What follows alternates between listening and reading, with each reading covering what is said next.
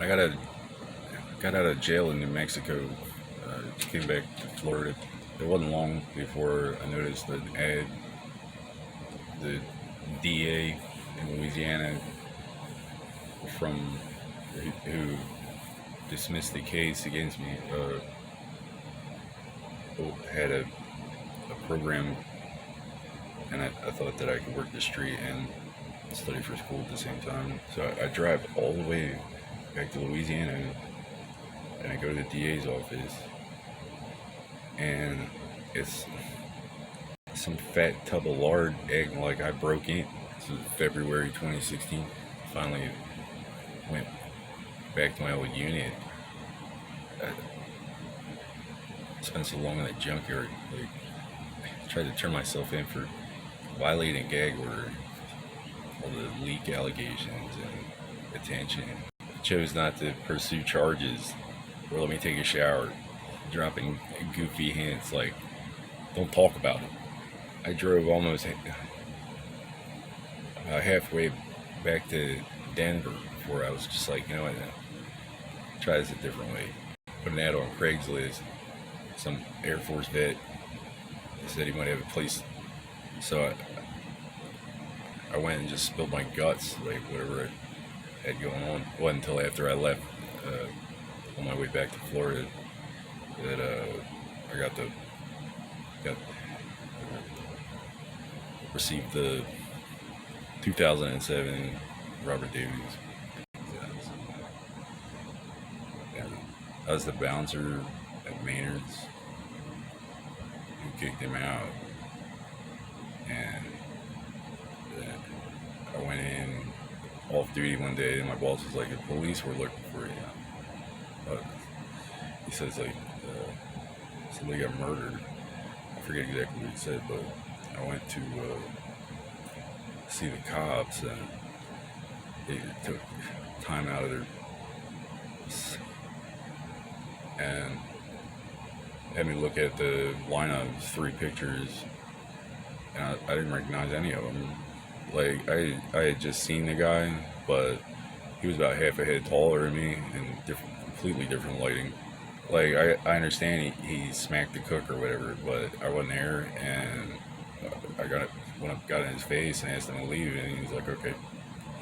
I escorted him off the property, went back to the door.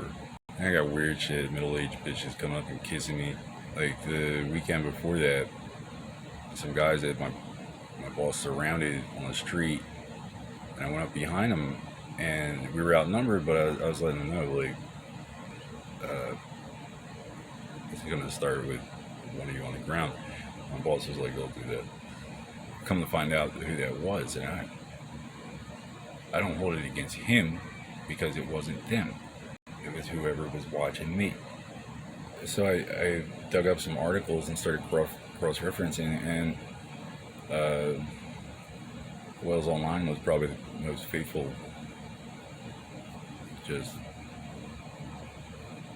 almost sarcastically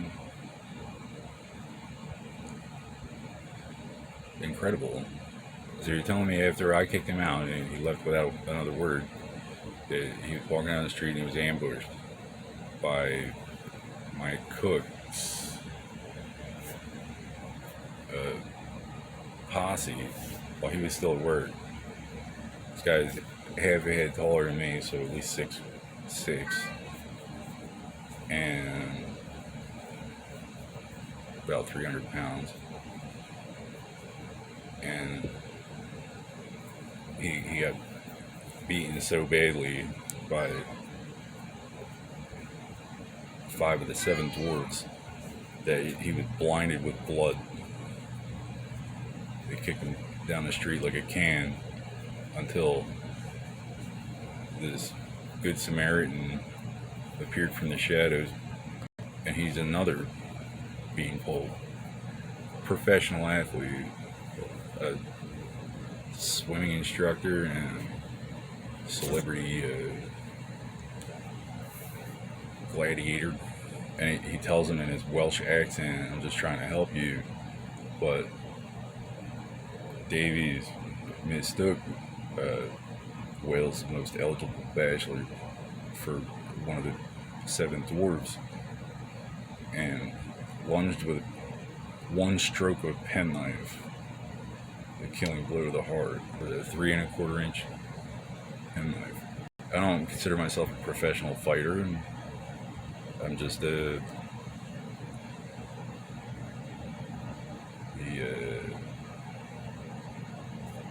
exeter of undesirables. So, factor in maybe Rich was drinking. Where were his friends? So this guy's out by himself for a lovely stroll in the back streets of Margate at night, just in time to get murdered by some guy who's so blinded by blood that he couldn't tell him from 7 dwarves with one stroke of a penknife. Certain parties appear to be under the impression I testified, but the witness card, they told me, just sign it.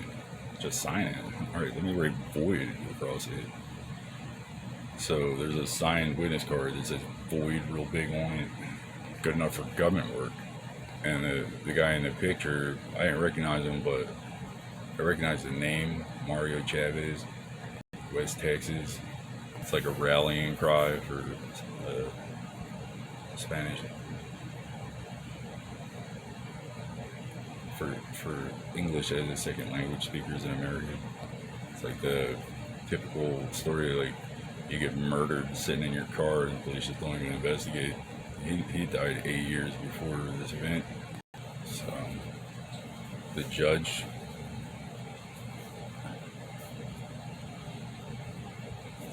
Davies, needs to be remunerated, because you see in certain traditions which that apply more to police than others, anybody with a child endangerment abuse conviction doesn't get a defense if they get arrested. Come to find out, the first one was phony too. So, phony judge. I mean, the cops, what more do I have to say? But they brought a whole fake family in to cry about this. I mean, this guy is putting on a show about something, even if it was a unique scenario, like, as long as my family's okay, a couple months into it, maybe he totally changed his story. I'm calling all over Wildwood, Mays Landing, New Jersey State Police Barracks, Trenton. Nobody wants to be cooperative. Nobody, it's not it's not the degree of polished professionalism I was led to expect. You don't see a lot of people acting like that in the military. Anyway, they let him out. I didn't get any kind of acknowledgement, but why me? We didn't call the cops. But we went to the grocery store. He was looking at some eggs or something. My mom walked right up to him and melted him. Just humiliated this guy. It was a lapse in judgment that probably wasn't all that great to begin with. But he didn't hurt me or make me do anything I didn't want to. He just indulged the kid in a word that the kid didn't really know. Overboard, or whatever you have on hand. So, that was that. Somebody went behind and just locked this dude up with no formal complaint from the alleged victim. So now this dude's in prison for something he didn't really, he definitely didn't deserve it, but even in the eyes of the law, like, whether or not they had probable cause or any valid reason to pursue an investigation. So he's locked up and his guilt is in question. Amnesty International says that at least 15% of all prisoners on death row in America are probably innocent. Can you imagine? Imagine sitting on death row while some judge finances his retirement campaign. Well, I don't know how long he had been out by 2007, but I mean, after serving a bid like that, you never get that back. Well, because this is ostensibly my attacker, and I did not murder him on sight. I must have forgiven him. I'm saying, this is my field. I need to see your report. It took more than just accusing Trump of being a child molester for me to accept that he had anything to do with me, any reasonable expectation that he had ever heard my name. But because this guy is locked up, Aryan Brotherhood not sympathetic to people who just calling the cops over nothing, get them locked up for years. So I go in for surgery, and I didn't particularly feel any different, but that marked the beginning of a pretty drastic change in my development. 7 years old. He was my babysitter's boyfriend.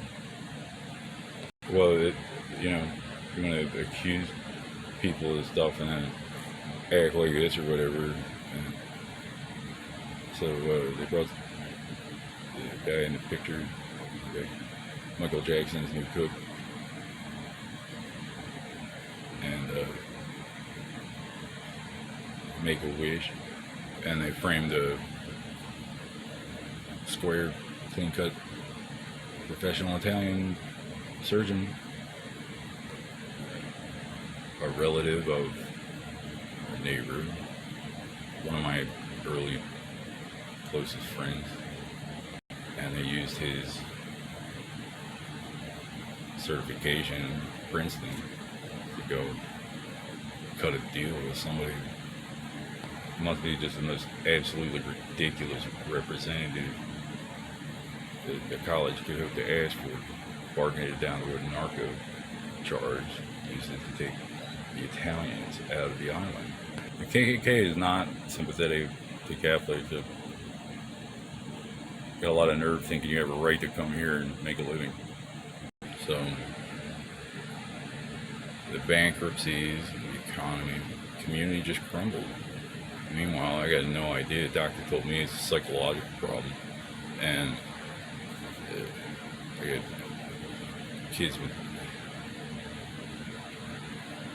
kids' dads would always. We were never that close. Just not this guy.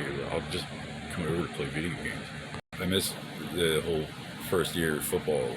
Like, I skipped the first league. I started off as a peewee, and whatever. So eventually, I guess I was over it, but I got in a fight at school, and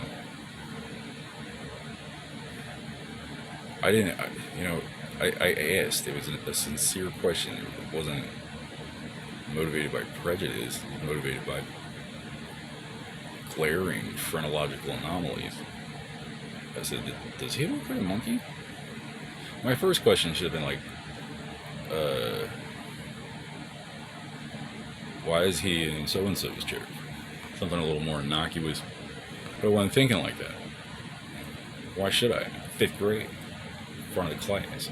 I said, does he look like a monkey? And he was like, and the teacher was like, and he looked up and he saw her face, and he went from to at me, he wanted to fight. So after school, I granted his wish, and he changed his mind. Now I'm a racist. Not to my face. So we ended up having to move. Opportunity came up elsewhere. Only time I was ever in the same room as Trump, while I was conscious, was at a magazine, a newsstand in Ocean City. I got a drafting table from Walt Disney's right-hand man.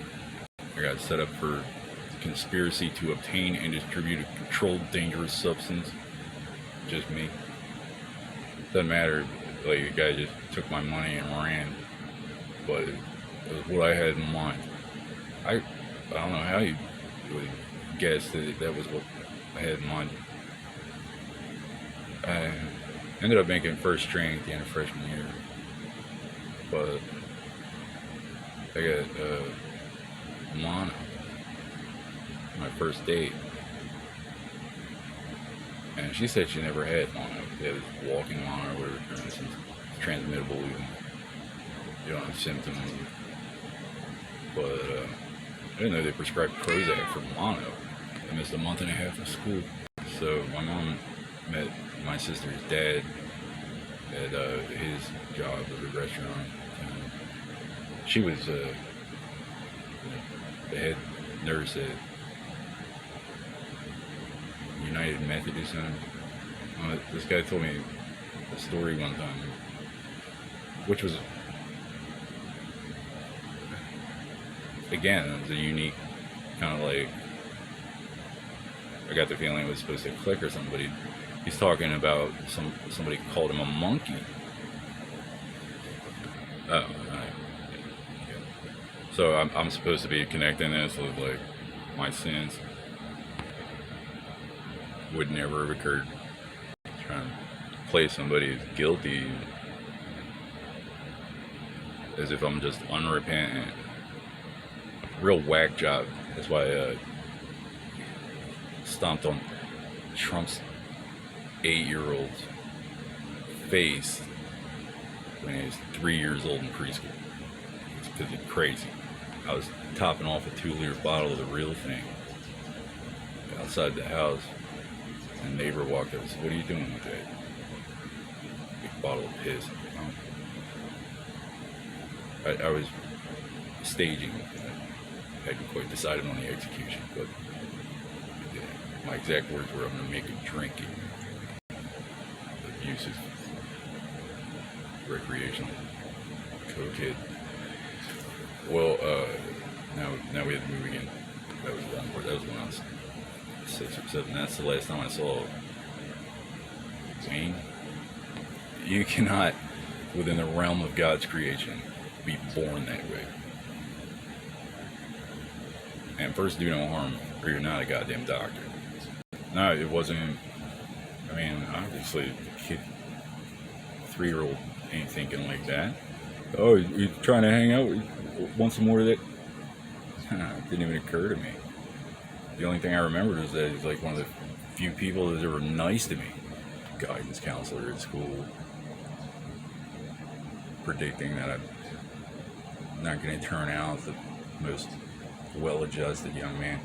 Left back for just daydreaming and mad, and then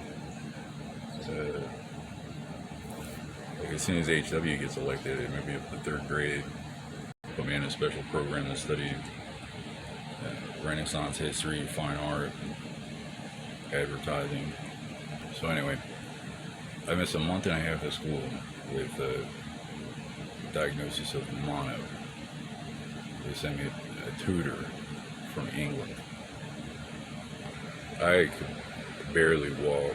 It was like I was breathing shards of broken glass. I eventually went back to school, and I was plagued with feigning spells. People be trying to talk to me in the hallway, and I need to sit down, keep talking. But people tell me repeatedly that's not mono. After all this, I decided to look it up, and pretty consistent with nothing other than nerve agent exposure. So anyway, my mom's new husband, the guy who coincidentally got called a monkey, I flipped out one time. That was the end of that. So we had to move again. Went to EHT. I finally recovered from the mono, and I had to go to summer school, and I ended up meeting this girl. And we kind of, but she lived there, so we moved there. So we go to school together. Well, this principal's name was Bets. Like all bets are off. And I wasn't allowed to play football because I had to repeat.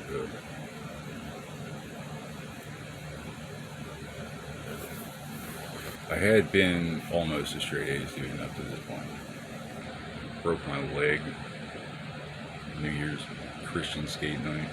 Just jammed it up and fell wrong. I mean, I already had some training in how to fall, but I never had not yet, but eventually a raging gay Christian just cut me off and whatever. So now it's a huge school, stairs, and I'm trying to crutch around this broken leg, feigning spells. There's I got a card for $2,000. It was lucky. Belonged to a mechanic, said it was too much car for his daughter. There was before that, like I ended up getting ambushed by this girl for, I just said something to my friend, and this other kid was in the locker next to him overheard it, and he went and ran his mouth, and my friend and I had nothing to do with it. And so this other kid left this girl like in a position where she had to defend herself or whatever from somebody who had no idea. But she ambushed me coming out of German class, spit in my eyes. It was a reflex. She was very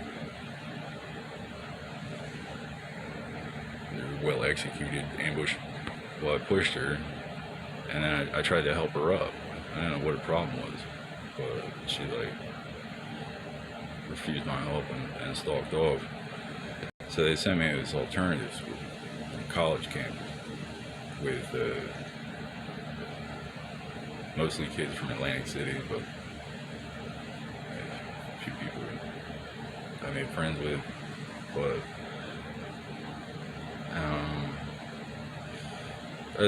I like pot, and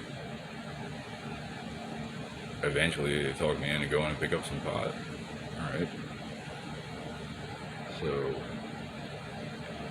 started driving to Philly, and it turned from, like, the only reason I went up there was to get pot generally. I wasn't into spending money on other stuff.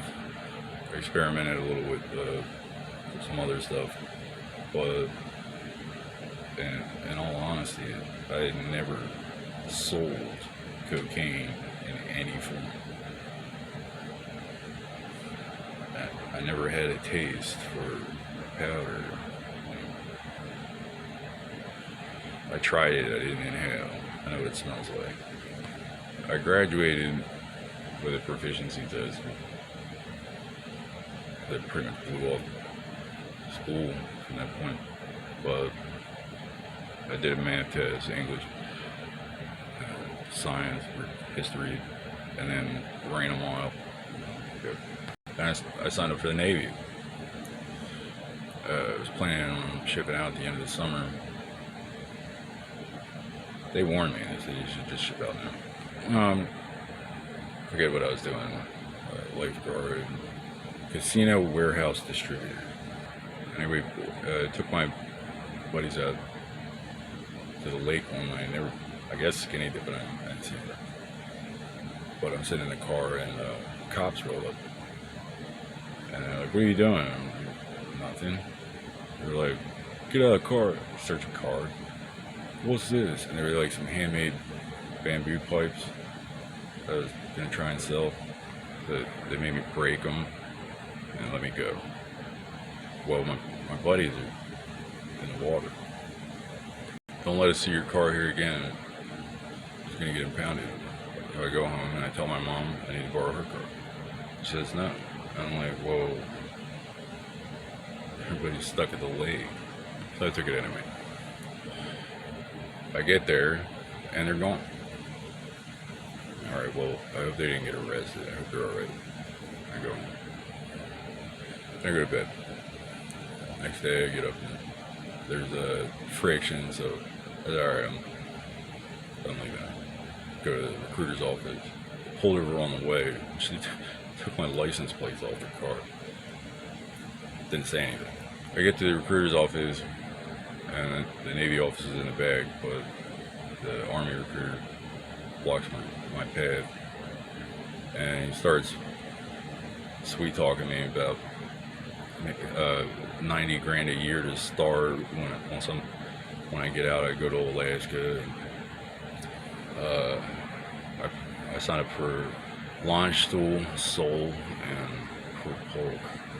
My mom had mentioned that she wanted to go to Tulane, finish medical school.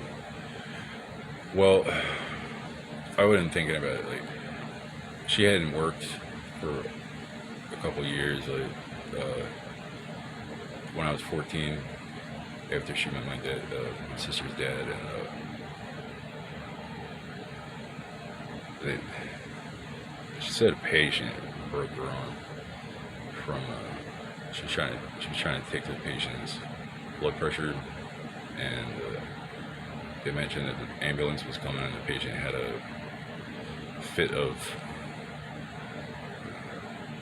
Said she had to get ready, and she lurched out of her chair, broke my arm so bad she never worked again. Right. Forgot to mention that. So,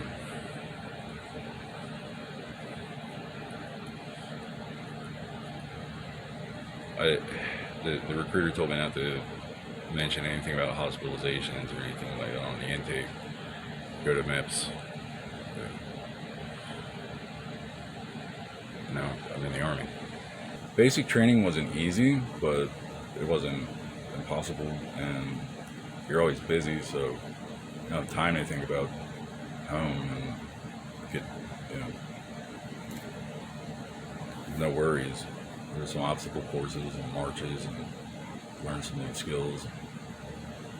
Frankly, it's the best vacation of my life.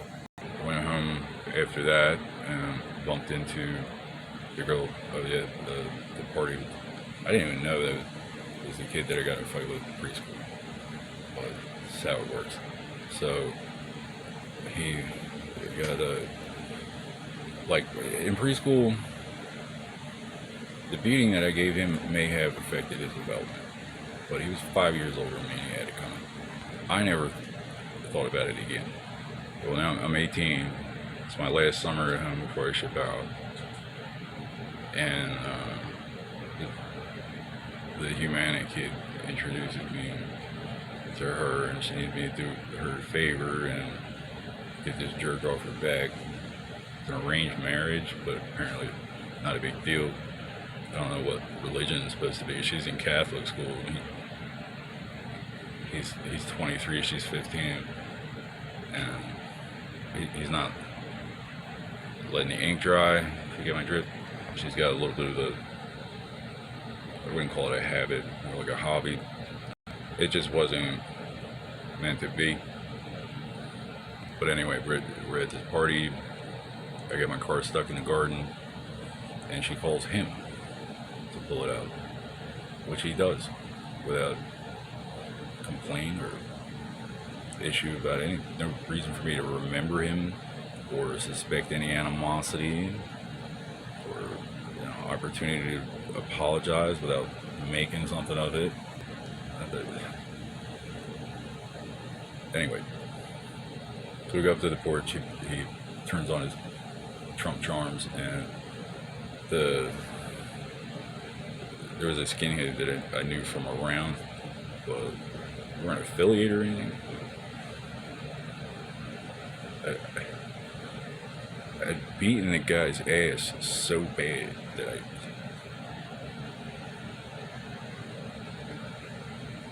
supposedly he lived in fear with a 3-year-old.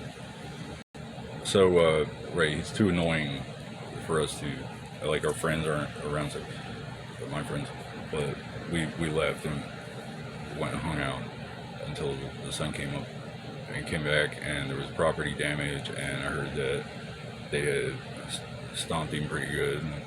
I couldn't imagine why, but couldn't find out, since apparently it was connected, some justifiable mistake, the religion of the police space program. So he approached them because he was talking about joining. He wanted to shave his head, join the Skins, and join the Navy. I've never been affiliated with them. I've never been welcome around them. I've gone to parties and been asked to leave. Well, he tried to pledge to them. I think I told him too, you can't join if you're affiliated. So he tried to engage their cooperation and coordinated assault on yours truly, and they were like, why? And he explained that that was his fiance or girlfriend or whatever, and they asked how old he was and how old she was, and he answered them because he's a Trump, and he stomped his head into a cactus. Whatever. I didn't think twice about it. I think I only told that story like once or maybe twice after that in the next 17 years. But then when I told it in Florida, certain parties took it personally. I knew more about it than I did. The first couple years, I mean, the first year was brutal. I finished basic, no complaints, but I went back on leave and I bumped into this girl, and she was like, I have to sell cocaine. And I'm like, that sucks. I didn't recognize the lady that was there, but, I just joined the Army. A heck of a time for me to pick up a new trade. It didn't even really register that she was asking me to do that, but if she had said, like,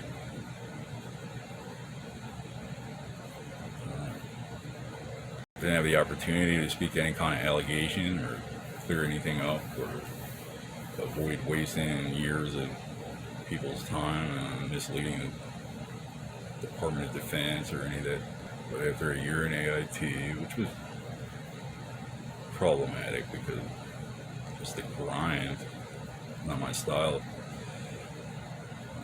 I was trying to get out on hardship before my grace period expired, and they just stalled me. They're under some impression. So my disciplinary record and all that, you gotta take that into account. So anyway, I ended up reclass. I'm going cavalry. Not a whole lot of problems. I mean, I did pretty well, actually. Got promoted after my third. I was looking at specialists. I was going for corporal. After 2 waivers, it wasn't impossible. It was unlikely in a support unit, but that's what I wanted to do. should have just gone to Bosnia.